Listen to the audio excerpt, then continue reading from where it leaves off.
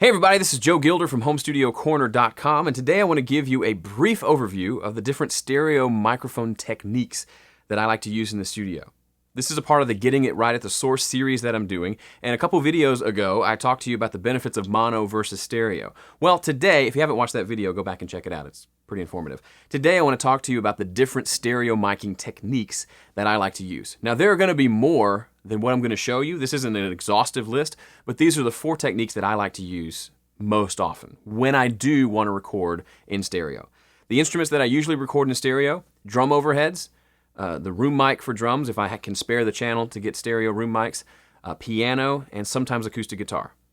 And whenever I'm recording a choir, I usually do that in stereo as well. Okay, so my first, and this is probably my favorite technique, and if you're just starting out with stereo, I would recommend using this one because it poses the least amount of issues. It's called XY, okay?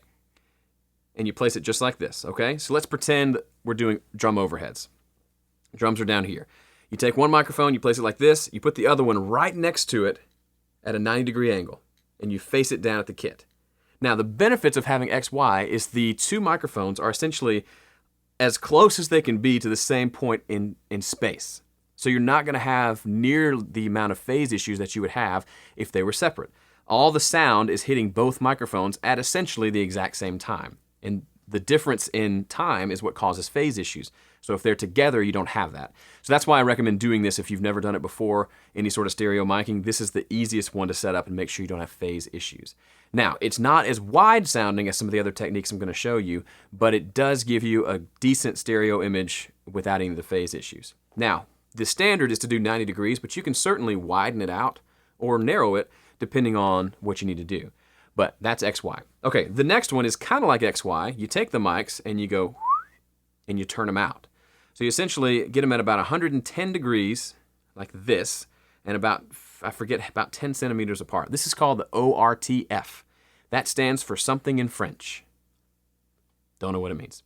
But it's essentially supposed to mimic the sound of our ears. So you're essentially placing the microphones about the ears width apart, facing outward. So this gives you a wider stereo image than XY, and still, since they're fairly close, you don't have quite the chances of a lot of phase issues, although you will have some phase issues with that. This can be great. This sounds awesome in headphones because it's the exact distance of your ears.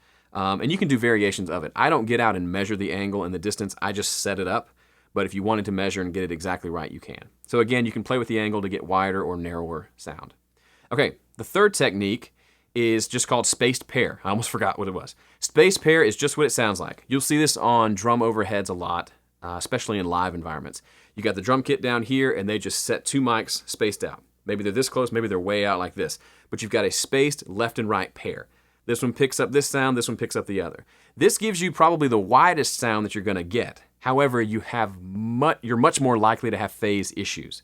So for a drum kit, for example, when you set this up, you want to make sure that both mics are the exact same distance from the snare drum. That's going to help you at least not have phase issues on the snare and hopefully the kick. Okay? This is risky. You get the trade-off is a much wider stereo image, but the risk is much more prone to some sort of phase issues.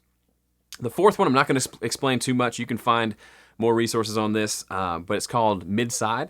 You take one microphone that's figure 8 pattern. So this one picks up in this direction and this direction. And then you take another directional mic or an Omni and you put it like this facing the source. So right now you're the source. I'm recording you this way. Then you record these to 2 tracks and use an MS encoder to take the bidirectional pattern and the directional and turn that into a stereo image, a left and right source.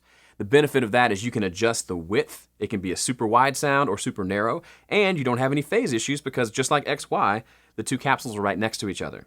The problem, however, is the figure 8 mic is picking up essentially everything but the source. So if you don't have a great sounding room or you have a noisy recording space, it's essentially just picking up all that noise. That's why I don't use it too much in the studio, but it's a good tool to play around with if you want to try out some different stereo mic techniques. Okay? Those are my 4 favorites. Go try them out next time you have to record something. Let me know how it goes.